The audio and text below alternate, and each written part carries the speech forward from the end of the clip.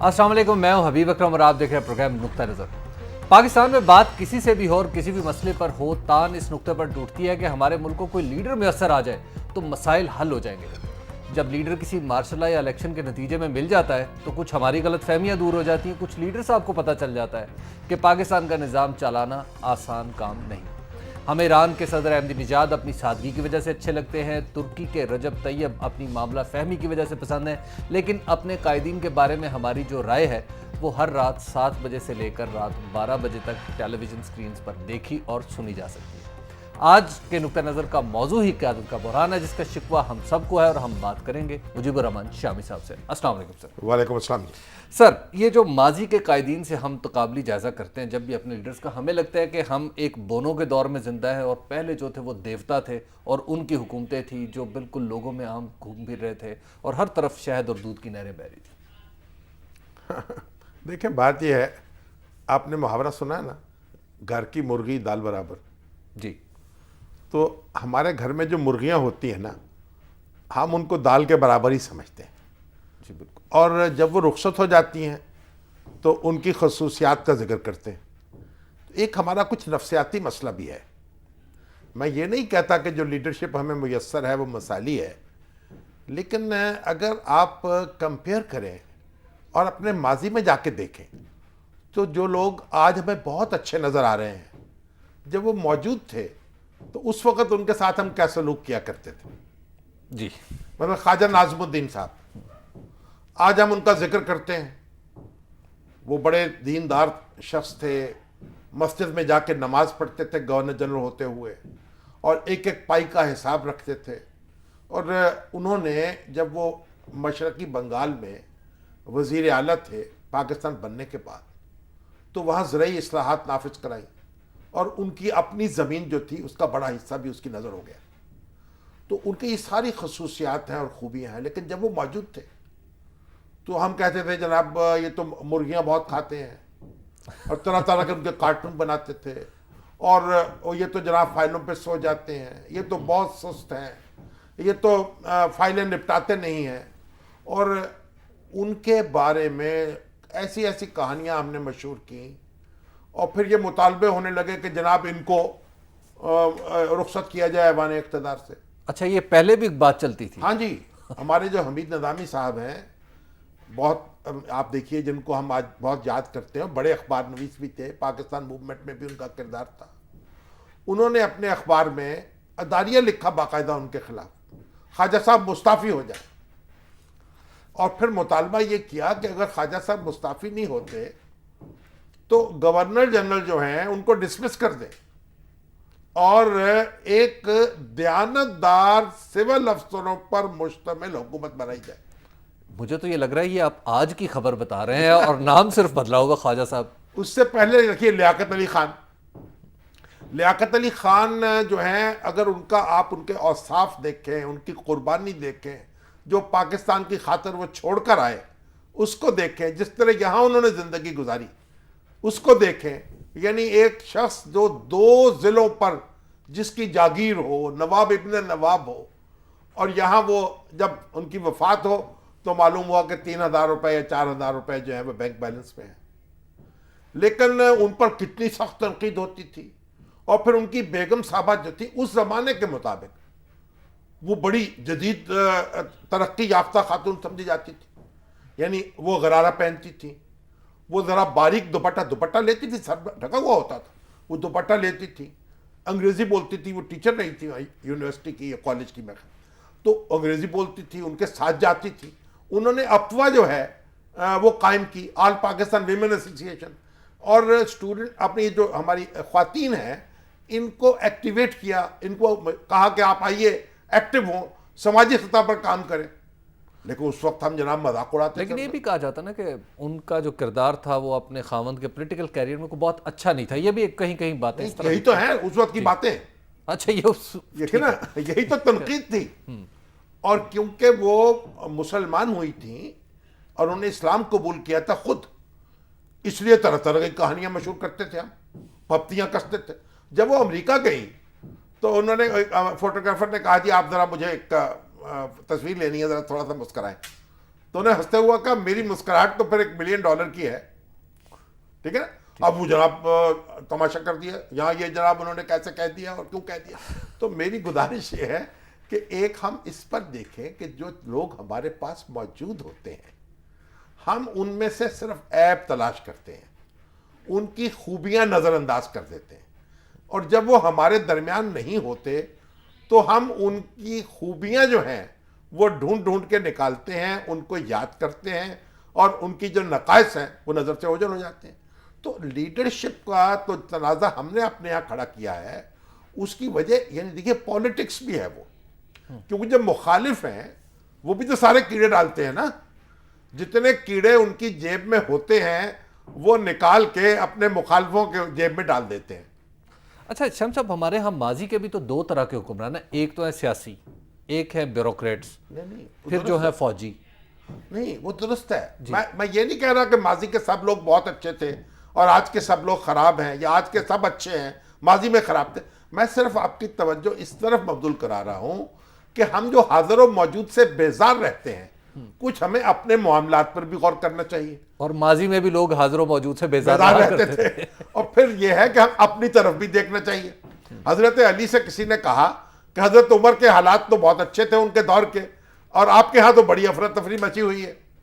تو جواب دیا کہ ان کے مشیر ہم تھے اور ہمارے مشیر آپ.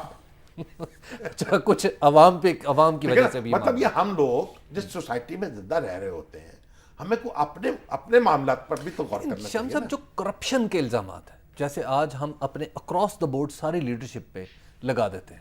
نہیں, یہ تو ہمارے ہاں ڈھیلا ہوا ہے نا معاملہ.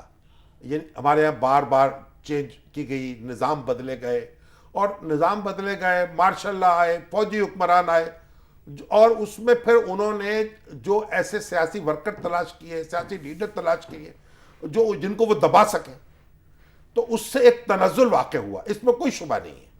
آج ہمارے ہاں جو دیانت کا معیار ہے وہ نہیں ہے جو آج سے 50 سال پہلے تھا, 60 سال پہلے تھا. اس وقت تو ٹیلی فون کا حساب رکھتے تھے. سردار عبدالرب نشتر کے بارے میں ایک واقعہ پڑھ رہا تھا جو گورنر تھے یہاں کے پنجاب کے, کہ وہ صبح سیر کرنے کے لیے باغ جناح آتے تھے. تو ایک صاحب نے خط لکھا تھا اخبار میں کہ ایک دن جو میرا ایک بیٹا تھا یا بھائی تھا, میں اس کو سائیکل چلانا سکھا رہا تھا, تو سائیکل میں بٹھا کے پیچھے سے دھکا لگا دیتا تھا. تو جب میں نے اپنے اس بچے پر, جو بھائی پر, سائیکل وہ اسی طریقے سے چھوڑا تو میں تھوڑی دیر بعد دیکھا وہ قابو نہیں کر سکا, اور ایک صاحب جو شلوار پہنے ہوئے اور ٹوپی پہنے ہوئے تھے ان سے جا کے ٹکرا گئی سائیکل. اچھا, اور میں نے قریب جا کے دیکھا تو معلوم ہوا تو گورنر صاحب ہے. اچھا, تو میں نے بہت ڈانٹ ڈپٹ کی کہ بھئی یہ کیا معاملہ ہے. یعنی گورنر ایسی جگہ پہ تھا جہاں سے سائیکل ہاں بھی جی, ٹکرا باغ سکتی جناح تھی. میں. باغ جناح میں. تو جب انہوں نے کہا, گورنر نے کہا نہیں کوئی بات نہیں, اس کو نہ کہیں بچہ ہے, کوئی ایسی بات نہیں ہے, اور اس کو اٹھا کے جھاڑ پوچھ کے اس کو سائیکل دے دی, اس کے سپرد کر دی. اور جب عبدالرب نشتر تھے ان کے بچے جو تھے یہاں سینٹرل ماڈل اسکول میں پڑھتے تھے, ٹھیک ہے نا. وہ جمیل نشتر بعد میں وہ آپ نیشنل بینک کے صدر بنے, پھر ان کے آپ کے یہ جو ہیں غالب نشتر اب بھی بہت بڑے بینکر ہیں, تو ان کے پوتے. تو یہ سارے لوگ جو تھے نا یہ ایک خاص طرح کی زندگی گزارتے تھے, اس میں کوئی شبہ نہیں. شمس صاحب, ایک بریک کا وقت ہے اور میں نے یہی تقابلی جائزہ ذرا حال میں بھی کرنا ہے. کچھ چیزیں میں آپ سے وہ یہ بھی پوچھنا چاہ رہا ہوں. ابھی وقت ہوا ایک بریک کا, آپ دیکھتے رہیے نقطہ نظر.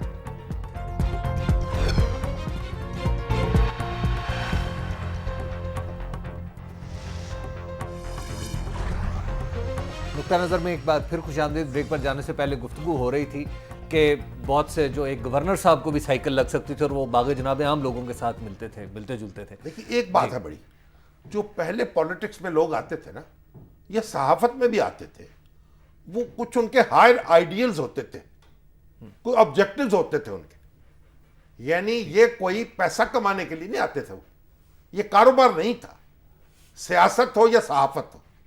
اب جو مولانا ظفر علی خان آئے, مولانا ابوالکلام آزاد آئے, یہ لوگ اپنی کچھ ارج تھی, آزادی حاصل کرنی ہے, اس کے لیے لوگوں کی تربیت کرنی ہے. اچھا شامی صاحب, یہاں پر ہم دیکھتے ہیں کہ ہمارے جو صدر صاحب ہیں آصف علی زرداری صاحب, ان کے اوپر متعین الزام ہے کہ ان کے پیسے سوئس اکاؤنٹ پہ پڑے ہوئے ہیں. نواز شریف صاحب پر متعین الزام ہے کہ جناب وہ 500 ملین پاؤنڈ کے پتہ نہیں کتنے ملین پاؤنڈ کا ان کا بہت بڑا بزنس ہے لندن میں. آپ ہمارے جو وزیر اعظم گئے ہیں یوسف رضا گیلانی، ان کے اوپر، ان کے بچوں کے اوپر، ہر گھر کے ہر فرد کے اوپر الزام ہے. یہ الزامات کب سے لگنے شروع ہوئے؟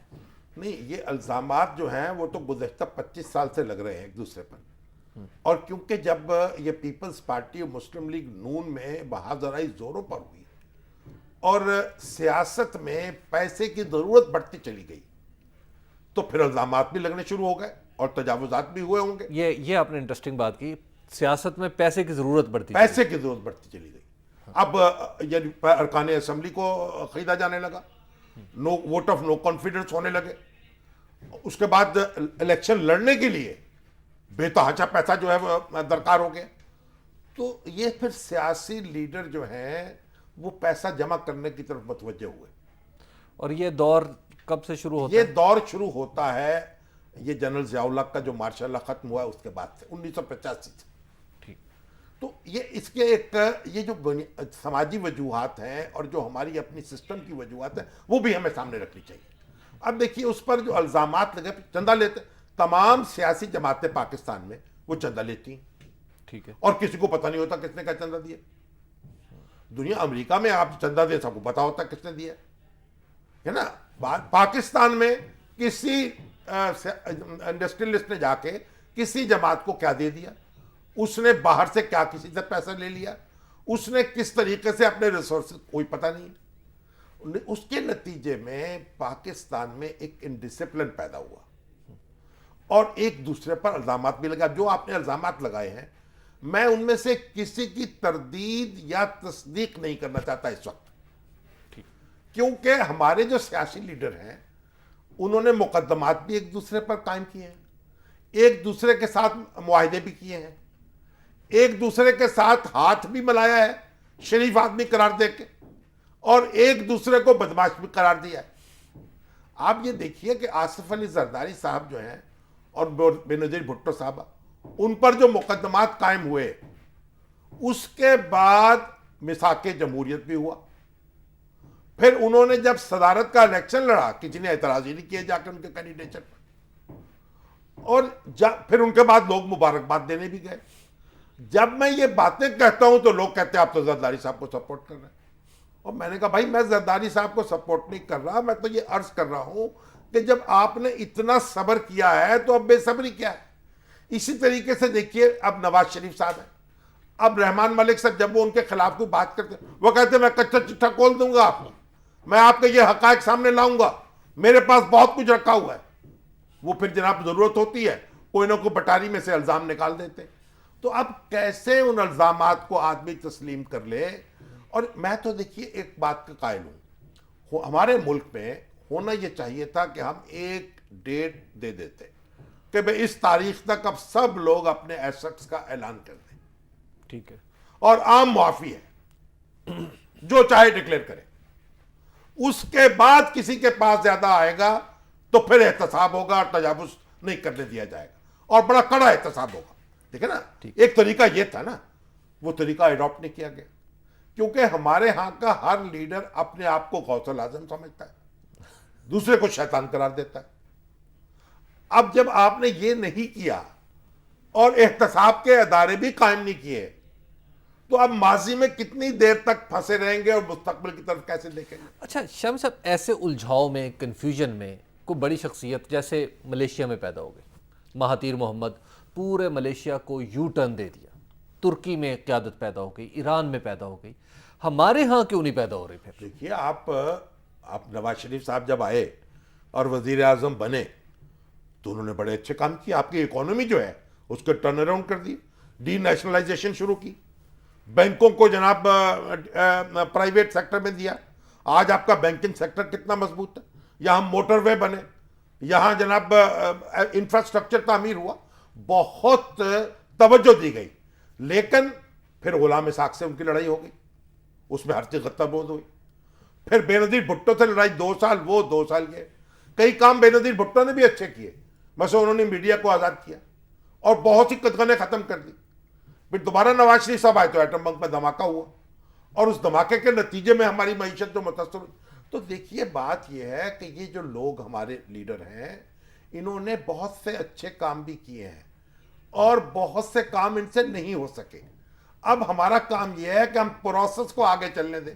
اب دیکھیے کہ عمران خان تیسرے فیکٹر کے طور پر آ گئے.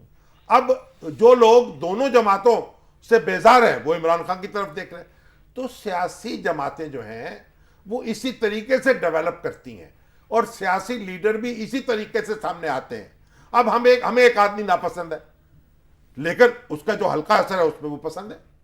اب الطاف حسین صاحب کی بات میں کو کرتا ہوں, کوئی تائید کر دیتا ہوں کسی بات پہ, جو ان کے مخالف ہیں وہ جناب پیچھے پڑ جاتے ہیں. انٹرنیٹ پہ بہت انٹرنیٹ پہ جناب وہ کہتے ابھی آپ نے فلاں بات, تو ان کی بات کیا ہے بھائی, وہ بھی ایک دیکھیں تیسری بڑی جماعت ہے ملک کی. تو ایک ہمیں یہ اپنے کلچر میں تبدیلی کرنی چاہیے, ایک برداشت کرنا چاہیے. نمبر ایک. نمبر دو, اپنے سسٹمز کو بہتر کرنا چاہیے. جیسے ہماری عدلیہ بہتر ہوئی ہے, ٹھیک ہے نا, عدلیہ آزاد ہوئی ہے, اس نے اپنے آپ کو اسرٹ کرنا شروع کیا ہے, لیکن وہ بھی لیڈرشپ کی وجہ سے ہوئی ہے نا. بالکل. تو لیڈرشپ جو ہے نا وہ ہوتی ہے جو ادارے بناتی ہے. اگر آپ اداروں کو توڑنے لگ جائے وہ لیڈرشپ نہیں ہوتی. لیڈر جو ہوتا ہے نا وہ قوموں کو لیڈر کی ضرورت سے بے نیاز کر دیتا ہے, وہ ایسے ادارے بناتا ہے.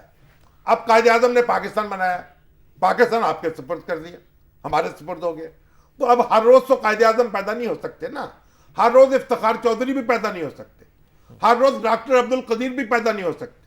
دیکھیے یہ لوگ بڑے لوگ ہیں, وہ تاریخ میں کبھی کبھی پیدا ہوتے ہیں. ہم یہ اگر سمجھیں ہر شخص کا موازنہ کریں کہ بھائی یہ تو قائد اعظم ہونا چاہیے اور خود میرا اپنا حال یہ ہو کہ میرا موازنہ کسی سے بھی نہ ہو سکے, تو پھر کیسے کام چلے گا؟ یعنی آپ کے کہنے کا مطلب ہے کہ جو موجودہ لاٹ ہے اسی سے گزارا کیا نہیں, گزارا کرنا پڑے گا, سسٹمز کو مضبوط کرنا پڑے گا. آپ کو دیکھیں الیکشن کے ایکسپینڈیچر کو روکنا ہوگا, جو چندہ جو ان کے بجٹ ہیں ان کے جو وہ سارے دیکھنے پڑیں گے سیاسی جماعتوں کے, ان کا احتساب کرنا پڑے گا. پیسہ کہاں سے آ رہا ہے, کہاں جا رہا ہے, مذہبی رہنما کیا کر رہے ہیں, سیاسی رہنما کیا کر رہے ہیں. آپ جب سسٹمز کو مضبوط کرتے چلے جائیں گے, یعنی آپ جب سیلاب ہے نا پانی اس کے لیے اگر آپ اس کو چینلائز کر دیں تو اس کا کام بہتر لے سکتے ہیں. شام صاحب ایک بریک کا وقت ہے. لیڈرشپ کے حوالے سے کچھ مزید سوالات میرے ذہن میں ہیں اور میں نے لکھ بھی رکھے ہیں, فیس بک پہ بھی ہیں, وہ بھی اب شام صاحب سے پوچھ رہے ہیں. آپ دیکھتے رہیے نقطہ نظر, ایک وقفے کے بعد پھر آتے ہیں.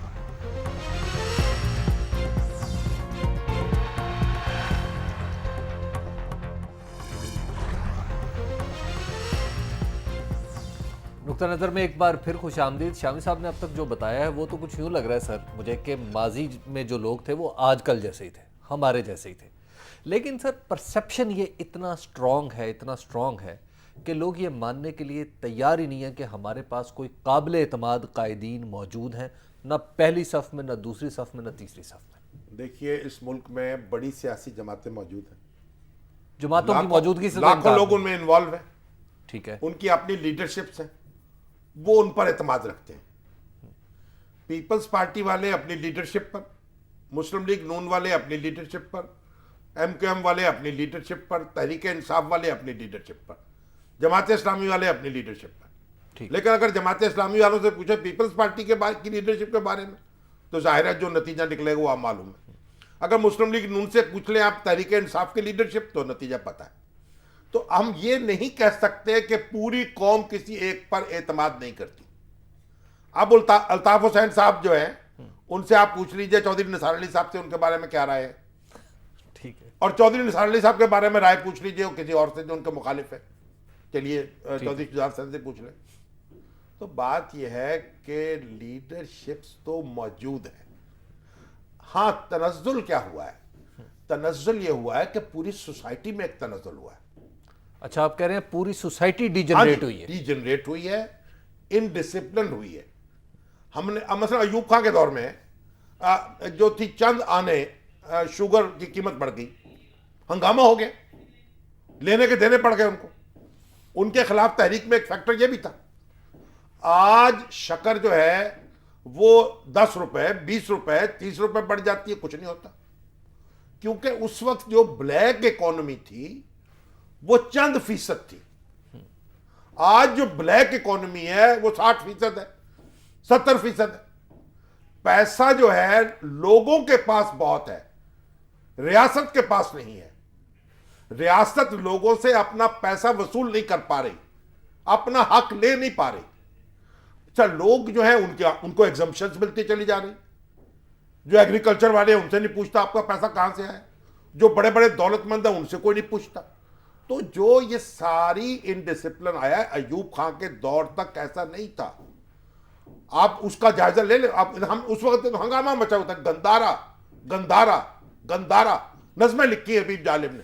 وہ گندارا انڈسٹری جو تھی جنرل حبیب اللہ کی تھی، جو جناب ان کے سسر تھے گوہر ایوب کے، وہ اس کے اندر کام کرتے تھے ان کے ساتھ مل کے. آج وہ گندارا کہاں ہے؟ ایوب کے خلاف اتنی کمپین چلائی گئی، کیا پراپرٹی ایوب کی نکلی، کیا بینک بیلنس نکلا؟ ایک مکان تھا ایوب کے پاس اسلام آباد میں جو بنایا انہوں نے، اور وہ بھی میرے ایک بڑے قریبی عزیز تھے، وہ فوج میں تھے، وہ سی ڈی اے کے ڈائریکٹر تھے پرچیز کے پہلے، کرنل محمد امیر خان. وہ بتاتے تھے کہ ایوب خان جب ریٹائر ہونے والے تھے آرمی چیف کے عہدے سے، ایکسٹینشن نہیں ملی تھی، تو سامان بننا شروع ہو گیا کہ سامان بھیجنا ہے. سامان جب بننا شروع ہوا تو پوچھا گیا کہ بھیجنا کہاں ہے؟ معلوم ہوا کہ ان کا تو کوئی مکان ہی نہیں ہے راول پنڈی میں. تو کہا جی گاؤں میں بھیجنا ہے، اور کہاں بھیجنا ہے؟ ہری پور میں. ہری پور میں. تو آپ اسی طریقے سے آپ دیکھیے ضیاء الحق ہے، کون سے اکاؤنٹس تھے ان کے پاس؟ لیکن ان کے صاحبزادگان کے نہیں، پاس صاحب تو ملازم تھے، وہاں بینکر تھے وہ، اور وہ اپنے علاقوں میں کھیلتے تھے. لیکن کہاں سے پیسہ گیا، کہاں نکلا؟ کوئی کچھ نہیں. اسی طرح بھٹو صاحب تھے، کوئی بتائے نا کہ ان کی یہ پراپرٹی میں یہ اضافہ ہوا ان کی لیڈرشپ کے دوران جب پرائم منسٹر تھے. فائنینشیل کرپشن کا تو کوئی الزام نہیں. دیکھیں نا، اب آپ ملک فیروز قانون تھے، سہروردی تھے، یہ سارے لوگ جو ہیں یہاں ممتاز دولتانہ تھے. مگر اب یہ ہوا ہے کہ پاکستان میں یہ جو اقتدار ہے نا، یہ پیسہ کمانے کا ذریعہ بن گیا ہے رفتہ رفتہ. اب جب بزنس مین آئے ہیں نا پالیٹکس میں، تو اس کی دنیا بدلی ہے. اس کا علاج یہ نہیں ہے کہ ہم لیڈرشپ کو دن رات گالی دیں، اس کا علاج یہ ہے کہ ہم اپنے سسٹمز کو مضبوط کریں. اچھا، یہ سوسائٹی کے اور لیڈرز کی تنزلی میں فوج کا کردار بھی نہیں ہے؟ فوج کا بھی کردار ہے، کیونکہ اس نے سسٹم کو توڑا ہے اور نیا کوئی بنایا نہیں. دیکھیں ایوب خان آئے تھے نا، وہ تو ایک نیا سسٹم لے کے آئے تھے، وہ چلا نہیں. ان کو یہی نہیں پتا چلا کہ 8 سال کے بعد آدمی نے رخصت بھی ہونا ہوتا ہے. دیکھیں نا، جیسے ہمارے پرویز مشرف صاحب کو پتہ نہیں چلا، وہ اب بھی منصوبے بنا رہے ہیں. امریکہ جیسے ملک میں بھی 8 سال کے بعد صدر گھر جا کے بیٹھ جاتا ہے، 2 ٹرمز، اور اس کے ساتھ جہاں جمہوریت نہیں ہے وہاں لیڈرشپ چلتی رہتی ہے. آپ چائنا میں دیکھ لیجئے، اب روس میں ایک قسم کی جمہوریت آ گئی ہے، لیکن وہاں بھی لیڈرشپ جو ہے وہی ہے.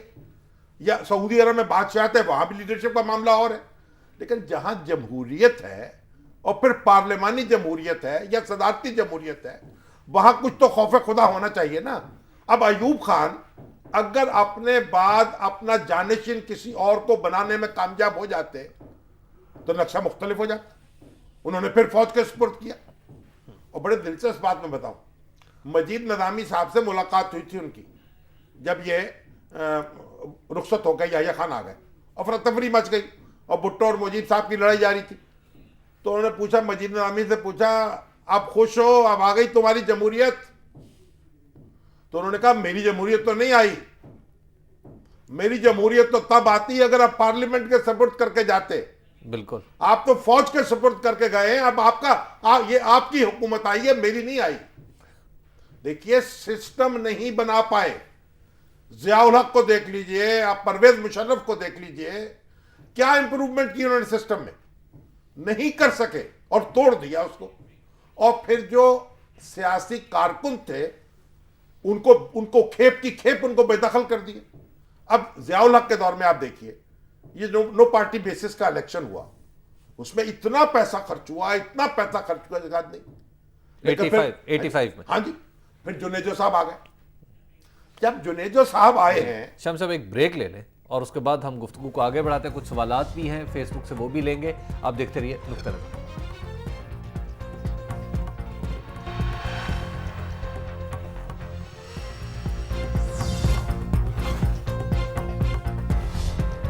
نظر میں ایک بار پھر خوش آمدید بات ہو رہی تھی محمد خان جنیجو صاحب کے بارے میں. وہ بھی تو ضیاء الحق کی لگائے ہوئے پودے تھے. جنیجو صاحب جو تھے نا جی, کوئی شخص یہ تصور نہیں کر سکتا تھا کہ جنیجو صاحب وزیر اعظم بن جائیں گے. اور جب ضیاء الحق نے نام پیش کیا ان کا ان کے رفقا کے سامنے, تو مجھے اندر سے کسی نے بتایا, انہوں نے ڈرتے ڈرتے, بھائی اگرچہ کمزور ہیں یعنی اور تھوڑے یعنی ایسے مطلب اس قابل تو نہیں ہیں, لیکن بہرحال ایک شریف آدمی ہے, میں ان کا نام پیش کر رہا ہوں. اب وہ جنیجو صاحب جب وزیر اعظم بن گئے, اس بات پر اس قوم کا اتفاق ہے کہ ہی واز اے چینج مین. اچھا, ہاں جی, یعنی جس کی کمزوری کی وجہ سے بنایا گیا تھا وہ طاقتور ہو گیا. وہ ڈسپلن تھے, انہوں نے ایک نئی شخصیت ان کی ظاہر ہوئی. انہوں نے جرنیلوں کو سزوکیوں میں بٹھا دیا, اپنے اوپر ڈسپلن نافذ کیا, ایک ایک پیسہ جو ہے خرچ کرتے تھے, سیدھ کر رکھتے تھے, اور کوئی کمپرومائز کرنے پر تیار نہیں ہوتے تھے. یہاں تک کہ جنرل ضیاء الحق نے ان کو 58(2)B کا نشانہ بنا کر گھر بھیجا. دیکھیں, مطلب یہ ہے کہ سسٹم کو آپ درست کریں. میں سمجھتا ہوں پاکستان میں آپ الیکشن ہمارے چلنے دیں, پروسیس چلنے دیں, اس میں لیڈرشپس آئیں گی اور لیڈرشپس جائیں گی. جو لوگ قابل نہیں ہوں گے وہ چلے جائیں گے. اسی سے اوباما نکلے گا, اسی سے بش جائے گا.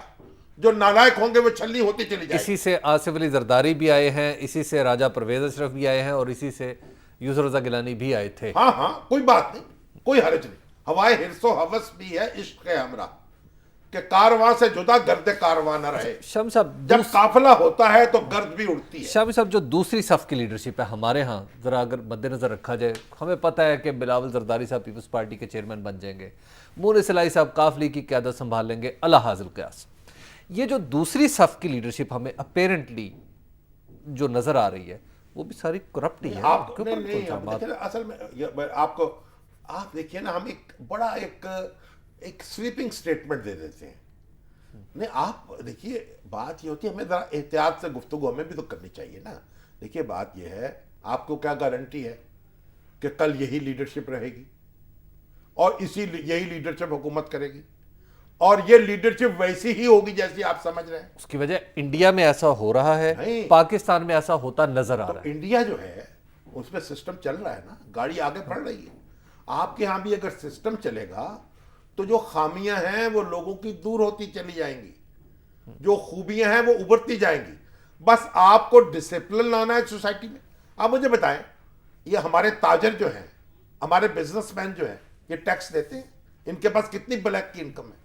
ان کی شادیوں میں دیکھیں, ان کے بیاہوں میں دیکھیں, ان کے گھروں میں دیکھیں, ان کے انکم ٹیکس کی ریٹرن دیکھیں. یہ سارے آپ کو پوری سوسائٹی کو ڈسپلن کرنا ہوگا اور پیسے کے آگے رکاوٹ ڈالنی ہوگی, انلیجیٹمیٹ پیسے کے آگے, اور پھر اپنے سسٹم کو چلانا ہوگا. تبھی قیادت کا بحران, اور قیادت پر زور دینا ہوگا کہ قیادت کا مطلب یہ نہیں, قیادت وہ ہے جو حضرت عمر فاروق, آئیڈیل وہ ہے.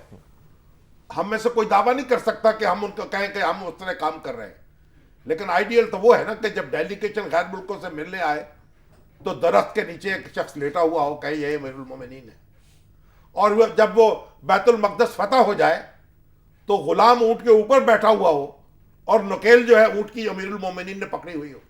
یعنی یہ جو اسپرٹ ہے مساوات کی, اور یہ ہمارے لیڈروں کو سمجھنا ہوگا, وہ آسمانی مخلوق نہیں ہے. اور راول پنڈی والوں کو بھی تو سمجھانا پڑے گا نا. راول پنڈی والے جو ہیں وہ بھی سمجھیں گے. ان کی اگر آپ جا کے دیکھیں, انہوں نے بھی تھوڑا تجاوز کیا ہے اپنے سسٹمز کے اندر سے, اپنے آپ کو ایک مراحت دی ہیں بہت سی, لیکن آپ ان کو کمپیئر نہ کریں. عام فوجی افسر سول افسر کے مقابلے میں فرشتہ ہے. یہ دیکھیے, میں سب کو جانتا ہوں, ایک ایک کو, ان کے رہن سہن کیا ہے, کھانا پینا کیا ہے, بچے کیا کرتے ہیں. آپ فوج کو ہم اس طرح محاورے میں لا کے اپنے ساتھ کھڑا نہیں کر سکتے. ہاں لیڈرشپ جو ہے اس کے مسائل رہے ہیں. جب ایبسولوٹ پاور ہوگی تو پھر کرپشن بھی ایبسولوٹ ہوگی. تو ہمیں یہ سسٹم پر ہم غور نہیں کرتے, سسٹم کی ہم اصلاح نہیں کرتے, اور لوگوں کو نشانہ بناتے رہتے ہیں اور نتیجے میں مزید خرابی پیدا کر دیتے ہیں. شمس صاحب کچھ کویشچنز ہیں, آج فیس بک سے ہم ذرا زیادہ کویشچن لے رہے ہیں. ضیاء احمد صاحب ہیں. ضیاء احمد صاحب کہہ رہے ہیں کہ جی لیڈرشپ کا, انہوں نے بڑا انٹرسٹنگ کویشچن پوچھا ہے. انہوں نے کہا ہے کہ جی لیڈرشپ کا کون سا پیمانہ ہونا چاہیے جس پہ ایک ووٹر کو سوچنا ہے, ایک, اور ان کے سوال کا دوسرا جو زیادہ انٹرسٹنگ ہے کہ کیا عمران خان سائلنٹ میجورٹی کو وہ پولنگ بوتھ تک لے آئیں گے؟ دیکھیے یہ تو آپ دیکھیں سائلنٹ میجورٹی کی مرضی ہے, تو میدان کھلا ہوا ہے. کرکٹ کا میدان اگر ہے تو لے آئیں گے, اگر ہاکی کا ہے تو مشکل ہو جائے گی. دیکھیے بات یہ ہے, یہ تو لوگوں کو اپنی جو سکل ہے وہ بتانی پڑے گی نا. لیڈرشپ کا معیار تو وہی ہے کہ رزق حلال کھاتی ہو اور رزق حلال کو فروغ دے. Very important. بڑی حمزہ بٹ صاحب ہے جی. حمزہ بٹ صاحب کہتے ہیں کہ جو پیپلز پارٹی کے سپورٹرز جو ہیں وہ اب پیپلز پارٹی سے الجھ رہے ہیں. یہ بتائیے کہ اس سے کیا جب پیپلز پارٹی جائے گی تو نون لیگ کو کھلی چھٹی مل جائے گی, اور مل گئی ہے, ان کا اشارہ عدلیہ کی طرف سے بھی ہے.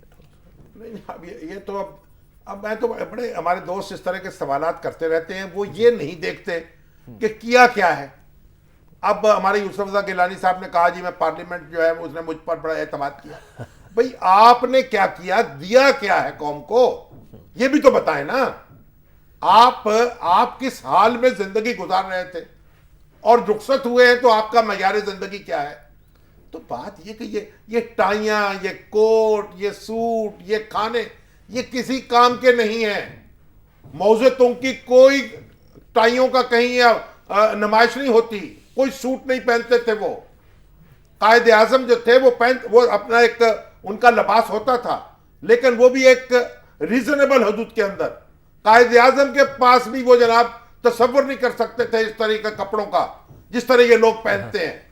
اور پنڈت جواہر لال نہرو وہ تو کروڑ پتی باپ کے بیٹے تھے, کہتے تھے پیرس سے کپڑے دھل کے آتے ہیں, محاورہ تھا اس. اور چھوڑا تو کیا چھوڑا, چند آپ کی شیروانیاں چھوڑی ہوں گی, کوئی واسکٹیں چھوڑی ہوں گی, پاجامے چھوڑے ہوں گے. جودت خان صاحب ہیں, یہ کہتے ہیں جی میں امریکہ سے ہوں اور پاکستانی سیاست کے بارے میں ہمیں امریکہ میں بڑی امبیرسمنٹ ہوتی ہے جب لوگ ہم سے بات کرتے ہیں. ہمارے لیڈرز کا کیا علاج ہو سکتا ہے؟ وٹ ڈو یو تھنک شامی صاحب؟ ہمارے لیڈرز کا علاج ہے ووٹ سے, اور امریکہ میں یہ علاج ووٹ ہی سے ہوتا ہے. اور بش صاحب جو ہیں برباد کر گئے امریکی معیشت کو, امریکی امیج کو, لیکن ووٹ کے ذریعے گئے. ان کو کسی نے کان سے پکڑ کے نہیں نکالا. شمس صاحب ہمارے پروگرام کا وقت ختم ہوا چاہتا ہے. بہت بہت شکریہ, آج اپنے لیڈرشپ کے حوالے سے ہمیں بہت کچھ بتایا, اور نتیجہ یہ نکلا کہ ہم سسٹم کو چلنے دیں تو لیڈرشپ آٹومیٹکلی امپروو ہوتی چلی جائے گی. کل پھر آپ کی خدمت میں حاضر ہوں گے, تب تک کے لیے اجازت دیجیے. خدا حافظ.